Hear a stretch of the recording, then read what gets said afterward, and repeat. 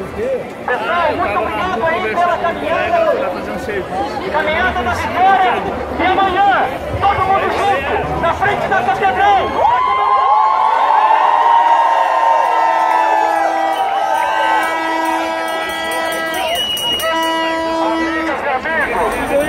Que Deus continue abençoando essa caminhada.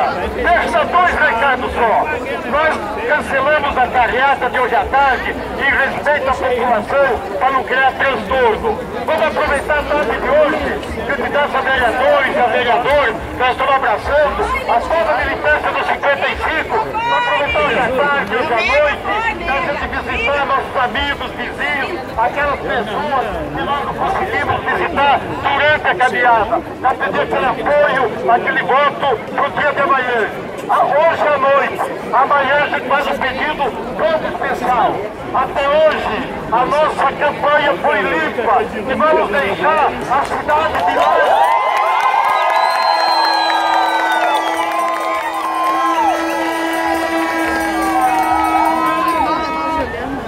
Nenhum polícia, nenhum sentido.